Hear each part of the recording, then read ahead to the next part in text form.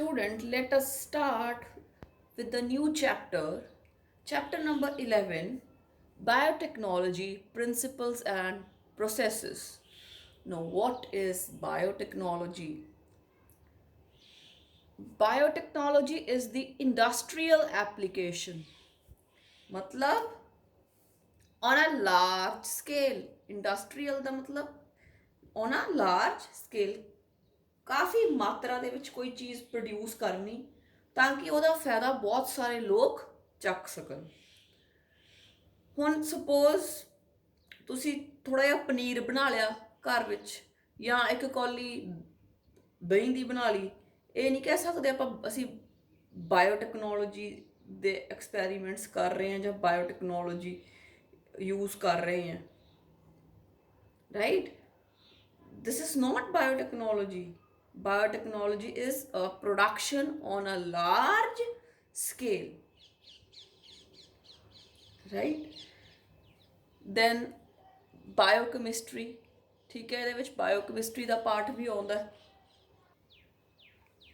Microbiology because you have to grow bacteria, yeast and many other microbes, ठीक है, ਜਿਹਦੇ ਨਾਲ ਆਪਾਂ ਅੱਗੇ ਜਿਹੜੇ ਪ੍ਰੋਡਕਟਸ ਆ ਬਣਾਉਣੇ ਆ, like for curd you have the lactobacillus, ਆਪਾਂ ਉਹਨਾਂ ਨੂੰ ਗਰੋ ਕਰਾਂਗੇ, ਠੀਕ ਹੈ, ਡਿਫਰੈਂਟ ਪ੍ਰੋਡਕਟਸ ਬਣਾਉਣ ਲਈ ਆਪਾਂ ਡਿਫਰੈਂਟ ਬੈਕਟੀਰੀਆ, ਈਸਟ, ਬੇਕਰੀ ਦੇ ਲਈ ਆਪਾਂ ਯੂਜ਼ ਕਰਾਂਗੇ। So microbiology is also involved in biotechnology. Next is the chemical engineering. Chemical engineering 'ਚ ਆਪਾਂ ਕਹਿ ਸਕਦੇ ਹਾਂ ਕਿ ਜਿਹੜਾ DNA ਹੁੰਦਾ ਹੈ ਉਹਨੂੰ ਆਪਾਂ ਕੱਟ ਕਰਨਾ ਹੁੰਦਾ ਹੈ, ਦੂਸਰੇ DNA ਨਾਲ ਜੁਆਇਨ ਕਰਨਾ ਹੁੰਦਾ ਹੈ, ਠੀਕ ਹੈ। ਲਿਵਿੰਗ ਥਿੰਗਸ ਦੇ ਉੱਪਰ ਆਪਾਂ ਟੈਕਨੋਲੋਜੀ ਯੂਜ਼ ਕਰ ਰਹੇ ਹਾਂ। This is what is bio technology. So chemical engineering is also involved because we have to cut the DNA, join the DNA like that. And then is the genetic engineering in order to make the best use of the capabilities of microorganisms. मतलब ਆਪਾਂ ਇਹ ਸਾਰੀਆਂ ਜਿਹੜੀਆਂ branches ਹੈ science ਦੀਆਂ, ਇਹਨਾਂ ਦੀ use ਕਰਕੇ ਜਿਹੜੇ ਮਾਈਕਰੋਬ ਆਰਗੇਨਿਜ਼ਮਸ ਹੈ, ਮਾਈਕਰੋਬਸ ਹੈ, ਉਹ ਆਪਾਂ ਨੂੰ ਜੋ ਪ੍ਰੋਡਕਟਸ ਦੇ ਸਕਦੇ ਹੈ, ਠੀਕ ਹੈ। ਮਾਈਕਰੋ ਆਰਗੇਨਿਜ਼ਮ ਦਾ ਵੱਧ ਤੋਂ ਵੱਧ ਫਾਇਦਾ ਚੱਕਣਾ ਤਾਂ ਕਿ ਨਵੇਂ ਪ੍ਰੋਡਕਟਸ ਬਣਾਏ ਜਾ ਸਕਣ, ਠੀਕ ਹੈ। ਉਹਨਾਂ ਦੇ ਟਿਸ਼ੂਜ਼ ਯੂਜ਼ ਕਰ ਲੈਣੇ, ਸੈਲਸ ਯੂਜ਼ ਕਰ ਲੈਣੇ for the benefit of Mankind, ਜਿਹਦੇ ਵਿੱਚ ਮਨੁੱਖਤਾ ਦਾ ਭਲਾ ਹੋਵੇ। ਉਸ ਤਰ੍ਹਾਂ ਦੇ ਹੀ ਆਪਾਂ ਪ੍ਰੋਡਕਟਸ ਬਣਾ ਸਕਦੇ ਹਾਂ, ਬਣਾਉਣੇ ਹਨ, ਜਿਨ੍ਹਾਂ ਵਿੱਚ ਜਿਹੜਾ ਹੈ ਹਿਊਮਨ ਬੀਇੰਗਸ ਦਾ ਫਾਇਦਾ ਹੋਵੇ। You cannot make weapons, only useful products. Bio weapons ਨਹੀਂ ਬਣਾ ਸਕਦੇ ਆਪਾਂ। ਹੁਣ ਬਾਇਓ ਵੈਪਨਸ ਕੀ ਹੁੰਦੇ ਆ ਕਿ ਜਦੋਂ ਕਈ ਵਾਰ ਡਿਊਰਿੰਗ ਵਾਰ ਸਮ ਕੰਟਰੀਜ਼ ਜਾਂ ਸਮ ਪੀਪਲ, ਠੀਕ ਹੈ, ਦੇ ਪੁੱਟ ਅ ਬੈਕਟੀਰੀਆ, ਜਿਹੜਾ ਬਹੁਤ ਹੀ ਖਤਰਨਾਕ ਕੋਈ bacteria, they are going to put it in the bomb and they're going to throw it on the people, ਠੀਕ ਹੈ। ਤਾਂ ਇਹ ਜੇ ਤੁਸੀਂ ਇਹੋ ਜਿਹਾ ਕੰਮ ਕੀਤਾ ਤਾਂ ਇਹ ਨਹੀਂ ਕਹਿ ਸਕਦੇ that I have done a great job, ਮੈਂ ਨਵਾਂ ਐਕਸਪੈਰੀਮੈਂਟ ਕੀਤਾ ਇਨ ਦੀ ਲੈਬੋਰੇਟਰੀ, ਰਾਈਟ। ਤਾਂ ਓਨਲੀ ਵੀ ਇਹੋ ਜਿਹੇ ਬੋਮਬਸ ਵਗੈਰਾ ਨਹੀਂ ਬਣਾ ਸਕਦੇ, ਓਨਲੀ ਦੀ ਥਿੰਗਸ ਜਿਹਦੇ ਨਾਲ ਲੋਕਾਂ ਦਾ ਭਲਾ ਹੋਵੇ, ਰਾਈਟ। ਦੈਨ ਇਹਦੇ ਵਿੱਚ ਕੀ ਹੈ, deals with the techniques of using live organisms ਔਰ ਐਨਜ਼ਾਈਮਸ ਫਰੋਮ ਆਰਗੇਨਿਜ਼ਮਸ, ਠੀਕ ਹੈ।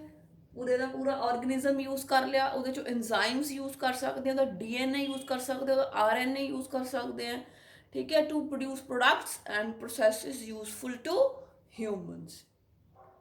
ਨਾਓ ਦੀ ਇੱਕ ਵਾਰੀ ਆਪਾਂ ਇੱਕ ਡੈਫੀਨੇਸ਼ਨ ਦੇਖ ਲੈਂਦੇ ਹਾਂ, the definition by European Federation of Biotechnology, ਠੀਕ ਹੈ। ਉਹਨਾਂ ਨੇ ਕੀ ਕਿਹਾ, the integration of natural science and organisms.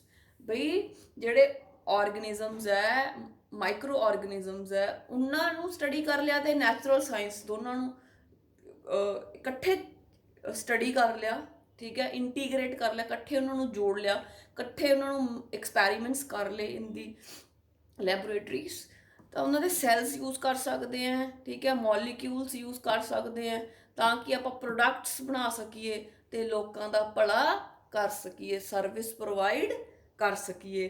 This is the definition by European Federation of Biotechnology. Now let me tell you what falls under biotechnology. Biotechnology ਦੇ ਵਿੱਚ ਆਪਾਂ ਕੀ ਕਰ ਸਕਦੇ ਹਾਂ। Number 1, microbe mediated processes. ਆਪਾਂ ਕਰਡ ਬਣਾ ਸਕਦੇ ਹਾਂ, wine, vinegar, bread, cake, pickles on a large scale. ਅਤੇ ਉਸ ਤੋਂ ਬਾਅਦ ਉਹਨੂੰ ਮਾਰਕੀਟ ਦੇ ਵਿੱਚ ਸਪਲਾਈ ਕਰਕੇ ਹਰ ਇੱਕ ਸਿਟੀਜ਼ਨ ਨੂੰ, ਹਰ ਇੱਕ ਹਿਊਮਨ ਬੀਇੰਗ ਨੂੰ ਪ੍ਰੋਵਾਈਡ ਕਰਾ ਸਕਦੇ। Next is in vitro fertilisation, ਜਿਹੜਾ ਕਿ ਬਹੁਤ ਹੀ ਫੇਮਸ ਹੈ, ਦ ਟੈਸਟ ਟਿਊਬ ਬੇਬੀ ਪ੍ਰੋਗਰਾਮ। ਆਪਾਂ ਮਲਟੀਪਲ ਓਵੂਲੇਸ਼ਨ ਜਿਹੜੀ ਹੈ ਟੈਕਨੀਕ ਵੀ ਕੀਤੀ ਹੈ, ਠੀਕ ਹੈ, ਸੁਪਰ ਓਵੂਲੇਸ਼ਨ ਵੀ ਕੀਤਾ। So all that processes, all those processes, they are possible only through the use of biotechnology. Then synthesis and using of genes, ਨਵੇਂ genes ਬਣਾਉਣੇ, ਠੀਕ ਹੈ, ਉਹਨਾਂ ਨੂੰ use ਕਰਨਾ। ਪ੍ਰੈਪਰੇਸ਼ਨ ਆਫ DNA ਵੈਕਸੀਨਸ, ਨਵੀਆਂ ਵੈਕਸੀਨਸ ਬਣਾ ਸਕਦੇ ਹਾਂ, ਠੀਕ ਹੈ। ਕਰੈਕਟਿੰਗ ਡਿਫੈਕਟਿਵ ਜੀਨ, ਜਿਹਨੂੰ ਕਹਿੰਦੇ ਆਪਾਂ ਜੀਨ ਥੈਰੇਪੀ, ਠੀਕ ਹੈ। ਇਹ ਸਾਰੀਆਂ ਚੀਜ਼ਾਂ ਪੋਸੀਬਲ ਹੈ ਡਿਊ ਟੂ ਬਾਇਓਟੈਕਨੋਲੋਜੀ। ਨਾ ਵਾਟ ਆਰ ਦੀ ਯੂਜ਼ਸ, ਕਿੱਥੇ ਕਿੱਥੇ ਯੂਜ਼ ਜ਼ਿਆਦਾ ਆਪਾਂ ਕਰ ਰਹੇ ਹਾਂ ਬਾਇਓਟੈਕਨੋਲੋਜੀ ਨੂੰ? In the plant breeding programmes, tissue culture and micro propagation, genetically modified crops ਬਣਾਉਣੀਆਂ, ਜਿਵੇਂ BT cotton, BT brinjal, right. Then tomatoes ਜਿਹੜੇ ਹੈਗੇ ਆ ਬਣਾਏ ਜਾ ਰਹੇ ਆ ਯੂਜ਼ਿੰਗ ਬਾਇਓਟੈਕਨੋਲੋਜੀ। ਮਾਈਕਰੋਬੀਅਲ ਫਰਮੈਂਟੇਸ਼ਨ, ਜਿਹਦੇ ਥਰੂ ਆਪਾਂ ਬ੍ਰੈਂਡੀ, ਟੋਡੀ, ਵਿਸਕੀ, ਰੰਬ, ਇਹ ਸਾਰਾ ਬਣਾਉਣੇ ਆ, that is the microbial fermentation. Then plant disease diagnostics, plants ਦੇ ਡਿਜ਼ੀਜ਼ ਨੂੰ ਆਇਡੈਂਟੀਫਾਈ ਕਰਨਾ, ਡਾਇਗਨੋਸ ਕਰਨਾ।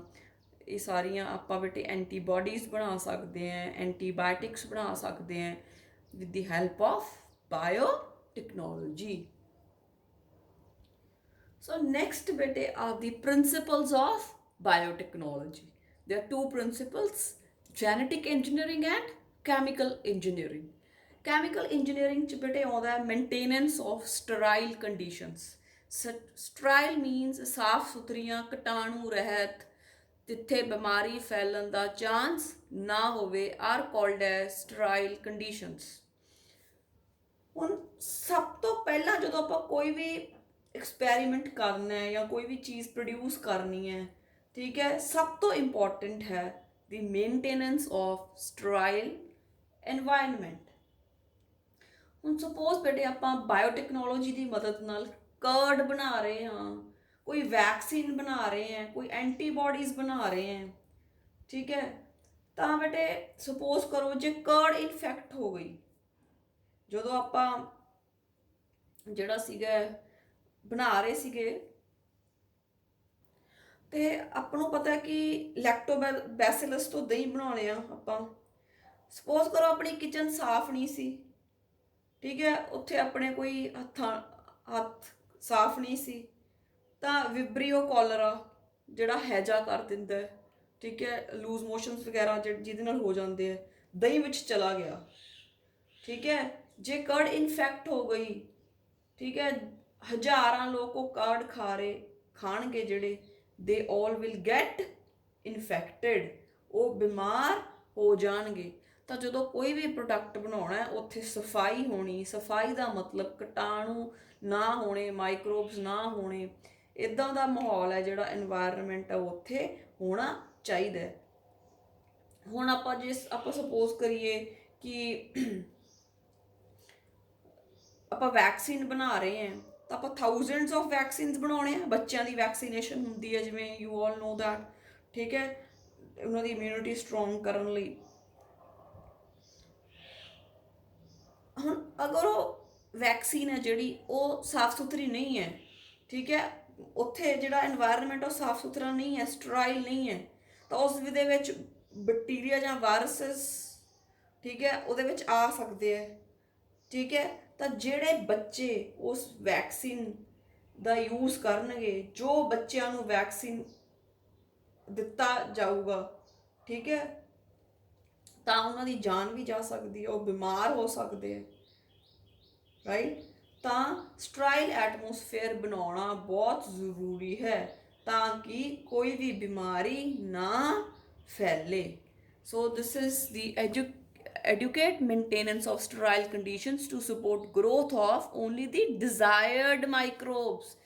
ਜਿਹੜੇ ਫਰੈਂਡਲੀ ਜਿਹੜੇ ਹੈਗੇ ਸੂਖਮ ਜੀਵ ਹੈ, ਜਿਹੜੇ ਆਪਣੀ ਮਦਦ ਕਰ ਰਹੇ ਹੈ, ਆਪਾਂ ਨੂੰ ਕੁਝ ਪ੍ਰੋਡਕਟਸ ਬਣਾਉਣ ਦੇ ਵਿੱਚ ਮਦਦ ਕਰ ਰਹੇ ਹੈ, ਸਿਰਫ ਉਹੀ ਗਰੋ ਹੋਣ। ਜਿਹੜੇ ਹਾਰਮਫੁਲ ਮਾਈਕਰੋ ਆਰਗੇਨਿਜ਼ਮਸ ਹੈ ਉਹਨਾਂ ਦੀ ਗਰੋਥ ਨੂੰ ਆਪਾਂ ਰੋਕਣਾ ਤਾਂ ਕਿ ਸਾਫ ਸੁਥਰੀਆਂ ਵੈਕਸੀਨਸ, ਇੰਜ਼ਾਈਮਸ, ਐਂਟੀਬਾਇਓਟਿਕਸ, ਕੋਈ ਵੀ ਖਾਣ ਵਾਲੀਆਂ ਚੀਜ਼ਾਂ ਬਣਾਈਆਂ ਜਾ ਸਕਣ। Now the second principle of biotechnology is the genetic engineering। ठीक है, ਇਹਦੇ ਚ ਕੀ ਹੈ? It is a technique to alter means change।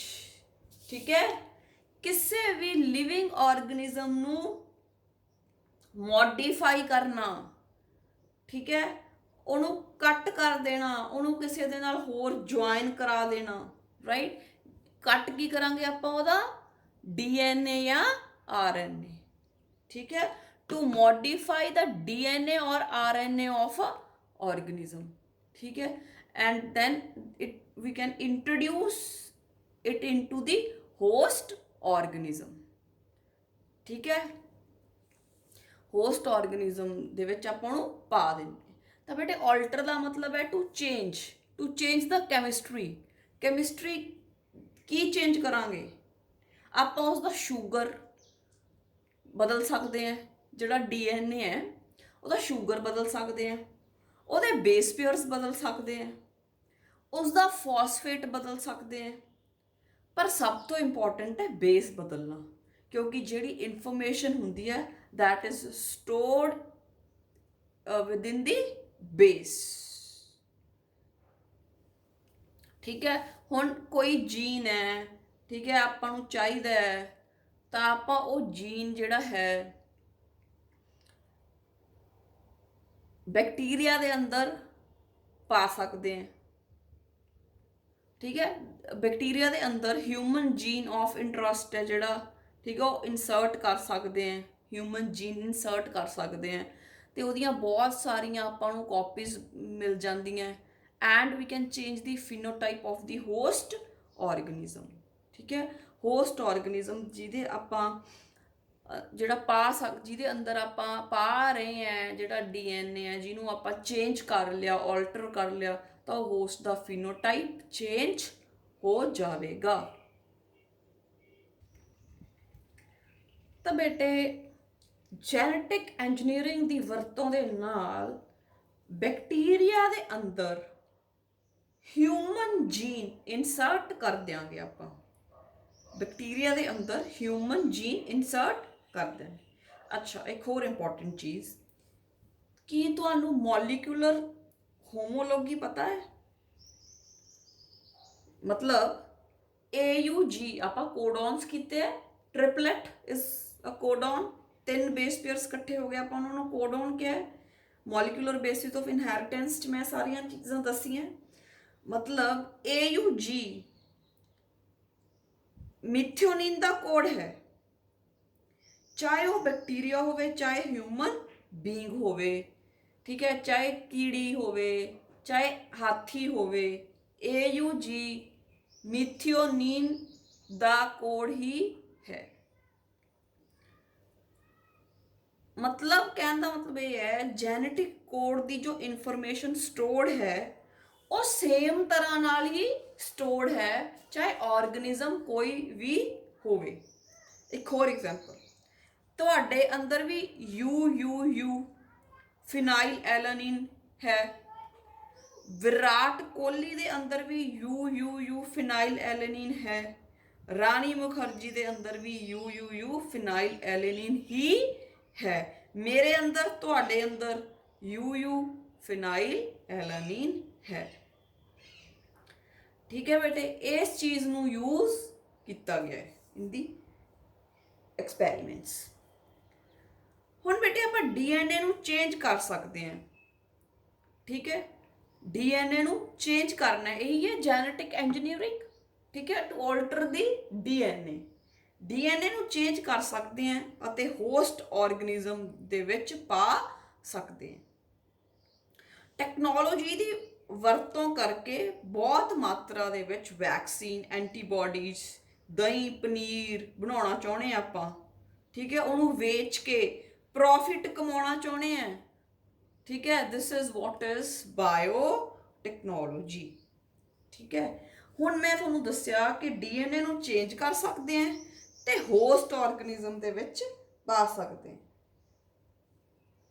ਤਾਂ ਆਪਾਂ ਨੂੰ ਬੇਟੇ इस तरह का होस्ट चाहिए जो जल्दी रेप्लीकेट कर सके, जल्दी आपदियां कॉपीज बना सके, जल्दी डिवाइड करता होवे, जल्दी ग्रो कर सकता होवे, वो होस्ट चाहिए अपन नूं। ते ये होस्ट है E coli bacteria, Escherichia coli. ਜਿਹੜਾ ਇਸਰੀਸ਼ੀਆ ਕੋलाई है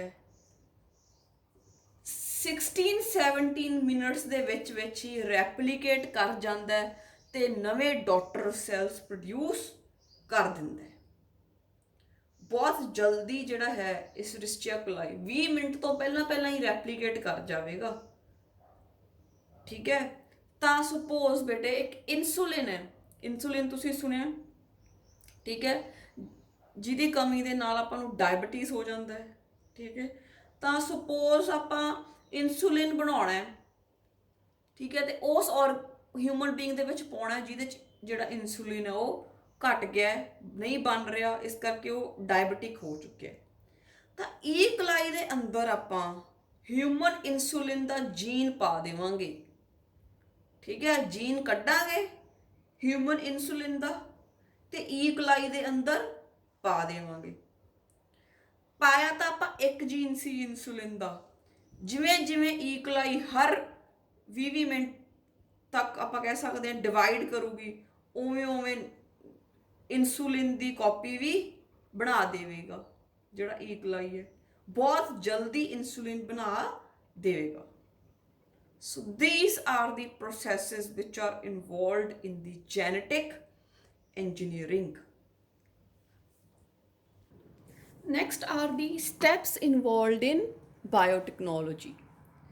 ਤਾਂ ਕਿਸ ਤਰ੍ਹਾਂ ਜਿਹੜੇ ਸਟੈਪਸ ਹੈ ਜਿਹੜੇ ਹੁੰਦੇ, ਕਿਹੜੇ ਬੇਸਿਕ ਸਟੈਪਸ ਹੈ। ਤਾਂ ਬੇਟੇ ਸਟੈਪ 1 ਸਭ ਤੋਂ ਪਹਿਲਾ ਸਟੈਪ ਹੈ identification of DNA with desirable genes. ਤਾਂ ਇਹਦੇ ਵਿੱਚ ਕੀ ਹੈ ਬੇਟੇ, ਜੋ ਵੀ ਕੰਮ ਕਰਨਾ ਆਪਾਂ ਲੈਬੋਰੇਟਰੀ ਦੇ ਵਿੱਚ ਡੀਐਨਏ ਜਾਂ ਆਰਐਨਏ ਨਾਲ ਕਰਨਾ। ਹੁਣ ਹਿਊਮਨ ਡੀਐਨਏ ਹੈ ਜਿਹੜਾ,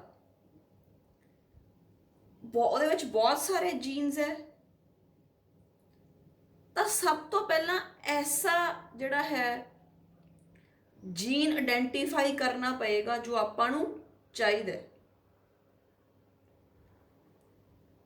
ਠੀਕ ਹੈ। ਮੰਨ ਲਵੋ ਕਿ ਜਿਹੜਾ ਕੋਈ ਸੈੱਲ ਹੈ ਉਹਦੇ ਚੋਂ ਮੈਨੂੰ ਇਨਸੂਲਿਨ ਦਾ ਜੀਨ ਲੈਣਾ ਹੈ, ਮੈਂ ਇਨਸੂਲਿਨ ਦਾ ਜੀਨ, ਕਿਉਂਕਿ ਇਨਸੂਲਿਨ ਦੀ ਕਮੀ ਨਾਲ ਡਾਇਬਟੀਜ਼ ਹੁੰਦੀ ਹੈ।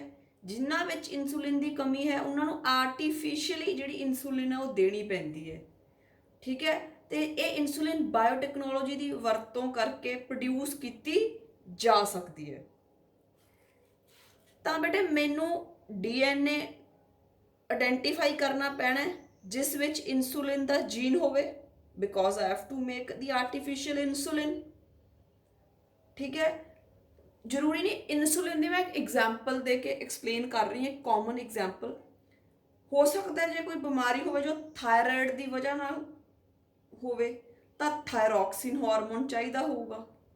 ਆਈ ਡਿਫਰੈਂਟ ਹਾਰਮੋਨਸ ਚਾਹੀਦੇ ਹੋ ਸਕਦੇ ਆ ਕਿਸ ਤਰ੍ਹਾਂ ਦੀ ਬਿਮਾਰੀ ਦਾ ਇਲਾਜ ਕਰਨਾ ਹੈ, ਠੀਕ ਹੈ। ਤਾਂ ਆਪਾਂ ਇੱਥੇ ਇਨਸੂਲਿਨ ਦੀ ਐਗਜ਼ਾਮਪਲ ਲੈ ਕੇ ਕਰ ਰਹੇ ਹਾਂ, ਠੀਕ ਹੈ। ਤਾਂ ਬੇਟੇ ਸਭ ਤੋਂ ਪਹਿਲਾਂ ਕੀ ਹੈ मैं थोड़ा थोड़ा जिहा जिहड़ा डायग्राम दे नाल एक्सप्लेन करदी हां। ਤਾਂ ਸਭ ਤੋਂ ਪਹਿਲਾਂ ਬੇਟੇ ਆਪਾਂ ਡੀਐਨਏ ਆਇਡੈਂਟੀਫਾਈ ਕਰਨਾ ਹੈ, ਡੀਐਨਏ ਲੱਭਣਾ ਹੈ ਜਿਸ ਦੇ ਉੱਪਰ ਇਨਸੂਲਿਨ ਦਾ ਜੀਨ ਪਿਆ ਹੋਵੇ। ਇਨਸੂਲਿਨ ਦਾ ਜੀਨ ਜਿਹੜਾ ਹੈ ਉਹ ਮੈਂ ਆ ਗ੍ਰੀਨ ਕਲਰ ਦੇ ਵਿੱਚ ਸ਼ੋ ਕੀਤਾ ਹੈ। ਤਾਂ ਇਨਸੂਲਿਨ ਦਾ ਜੀਨ ਹੈ ਜਿਹੜਾ ਆਪਾਂ ਨੂੰ ਚਾਹੀਦਾ ਹੈ, ਤਾਂ ਇਸ ਨੂੰ ਆਪਾਂ ਕਹਿੰਦੇ ਹਾਂ ਜੀਨ ਆਫ ਇੰਟਰਸਟ, ਵੀ ਆਪਾਂ ਇਹਦੇ ਤੇ ਕੰਮ ਕਰਨਾ ਹੈ, ਜੀਨ ਆਫ ਇੰਟਰਸਟ। ਤਾਂ ਇਹ ਤਾਂ ਹੋ ਗਿਆ ਸਟੈਪ ਨੰਬਰ 1। ਕਿਹੜਾ ਸੀ step number 1? Identification of DNA with desirable genes. ਹੁਣ ਬੇਟੇ step 2, introduction of the identified DNA into the host.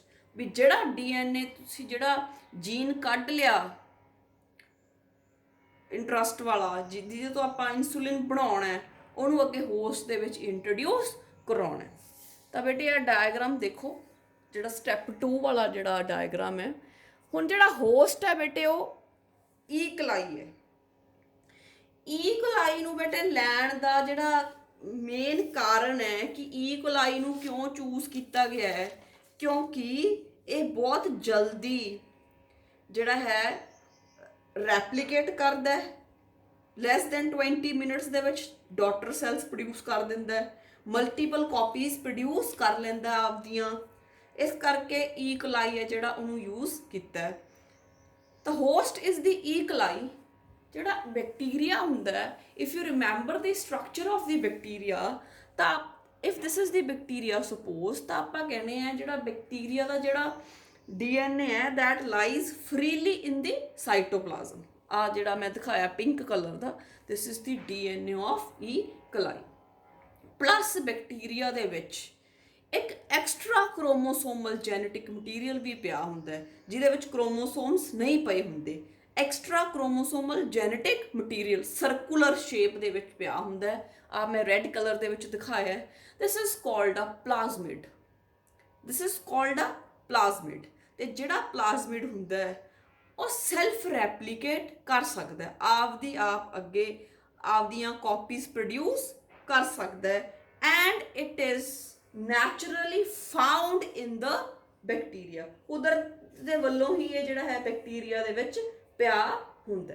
So it is ਜਿਹੜਾ ਪਲਾਜ਼ਮਿਡ ਹੈ, it is extra chromosomal, it is self replicating and circular double stranded DNA molecule which is naturally found in the bacteria।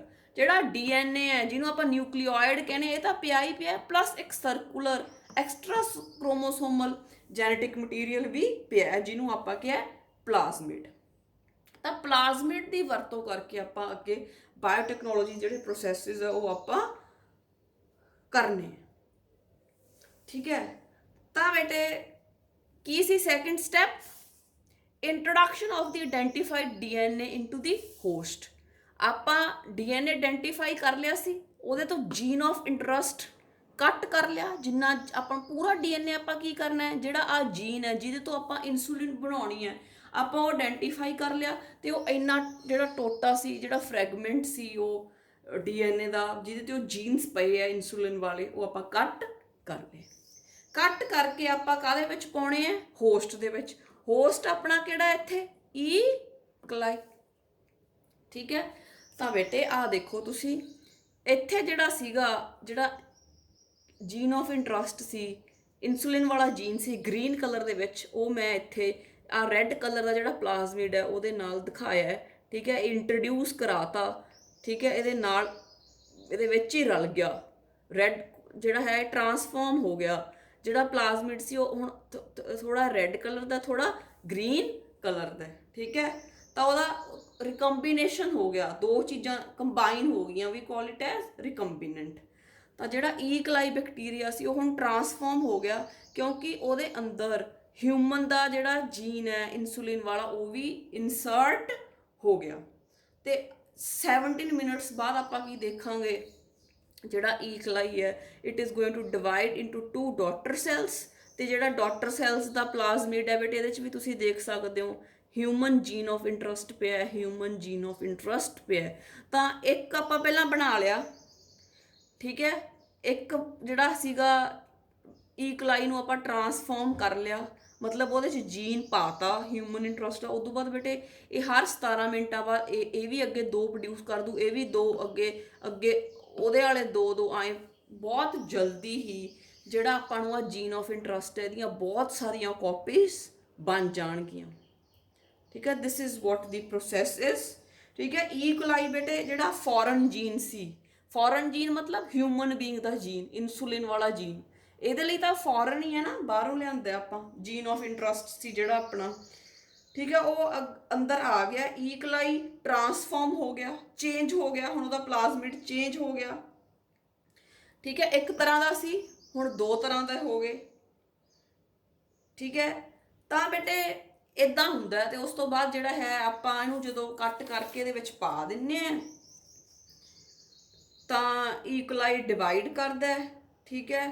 Host ਮੈਨੂੰ ਤਾਂ ਚਾਹੀਦਾ ਕਿਉਂਕਿ I need ਮੈਨੀ copies of the identified jean of interest, ਠੀਕ ਹੈ। Bacteria ਬਹੁਤ ਤੇਜ਼ੀ ਨਾਲ ਰੈਪਲੀਕੇਟ ਕਰੂਗਾ, ਇਸਰੀਸ਼ੀਆ ਕੋਲਾਈ ਹੈ ਜਿਹੜਾ, ਠੀਕ ਹੈ। And I will get multiple copies, ਠੀਕ ਹੈ। ਇੱਕ ਸਮॉल ਜੀਨ ਤੋਂ, ਇੱਕ ਸਮॉल DNA ਸੈਗਮੈਂਟ ਤੋਂ I can make multiple copies, ਬਹੁਤ ਸਾਰੀਆਂ ਕਾਪੀਜ਼ ਜਿਹੜੀਆਂ ਉਸ ਜੀਨ ਦੀਆਂ ਪ੍ਰਾਪਤ ਕੀਤੀਆਂ ਜਾ ਸਕਦੀਆਂ। ਹੁਣ ਬੇਟੇ ਇਹ ਪਲਾਸ ਜਿਹੜਾ ਸੀਗਾ ਇਨਸੂਲਿਨ ਵਾਲਾ ਜੀਨ ਸੀ, ਇਹ DNA ਚੋਂ ਕਿਵੇਂ ਕੱਢਿਆ? ਪੂਰਾ DNA ਦਾ ਸੈਗਮੈਂਟ ਸੀ, ਉਹਦੇ ਚੋਂ ਇੱਕ ਛੋਟਾ ਜਿਹਾ ਫਰੈਗਮੈਂਟ, ਇੱਕ ਛੋਟਾ ਜਿਹਾ ਜੀਨ ਆਫ ਇੰਟਰਸਟ ਕਿਵੇਂ ਕੱਢਿਆ, ਤੇ ਫਿਰ ਇਹ ਪਲਾਜ਼ਮਿਡ ਨੂੰ ਇੱਥੋਂ ਕਿਵੇਂ ਕੱਟਿਆ? ਜੇ ਇੱਥੋਂ ਇਹਨੂੰ ਕੱਟਾਂਗੇ ਫਿਰ ਹੀ ਆ ਜੀਨ ਆ ਜਿਹੜਾ ਇਹਦੇ ਵਿੱਚ ਇਨਸਰਟ ਹੋਊਗਾ, ਠੀਕ ਹੈ। ਇਹ ਸਭ ਸਟੱਡੀ ਕਰਾਂਗੇ ਆਪਾਂ ਇਨ ਦੀ ਨੈਕਸਟ ਵੀਡੀਓ, ਜਿਹਦੇ ਵਿੱਚ ਆਪਾਂ ਡਿਸਕਸ ਕਰਾਂਗੇ ਟੂਲਸ ਆਫ ਬਾਇਓਟੈਕਨੋਲੋਜੀ। ਬਾਇਓਟੈਕਨੋਲੋਜੀ 'ਚ ਵੀ ਬਹੁਤ ਸਾਰੇ ਸੰਦਾਂ ਦੀ ਲੋੜ ਪੈਂਦੀ ਹੈ, ਕਿਉਂਕਿ ਆਪਾਂ ਇਹਨੂੰ ਵੀ ਕੱਟਣਾ ਹੈ, ਫਿਰ ਇਹਨੂੰ ਕੱਟ ਕੇ ਇਹਨੂੰ ਇਹਦੇ ਨਾਲ ਜੋੜਨਾ ਹੈ, ਤਾਂ ਬਹੁਤ ਸਾਰੇ ਟੂਲਸ ਚਾਹੀਦੇ ਹੈ। ਇਹ ਪ੍ਰੋਸੈਸ ਕਿਸ ਤਰ੍ਹਾਂ ਹੁੰਦਾ ਹੈ, ਕਿਵੇਂ ਜੀਨ ਆਫ ਇੰਟਰਸਟ ਕੱਟ ਸਕਦੇ ਆ, ਕਿਵੇਂ ਉਹਨੂੰ ਕਿਵੇਂ ਪਲਾਜ਼ਮਿਡ ਨੂੰ ਕੱਟ ਸਕਦੇ ਆ, ਫਿਰ ਉਹਨੂੰ ਕਿਵੇਂ ਇਨਸਰਟ ਕਰ ਸਕਦੇ ਆ, ਫਿਰ ਦੋਨਾਂ ਨੂੰ ਕਿਵੇਂ ਜੋੜ ਸਕਦੇ ਆ, ਠੀਕ ਹੈ। ਇਹ ਆਪਾਂ ਸਭ ਸਟੱਡੀ ਕਰਾਂਗੇ ਇਨ ਦੀ ਕਮਿੰਗ ਸੈਸ਼ਨਸ।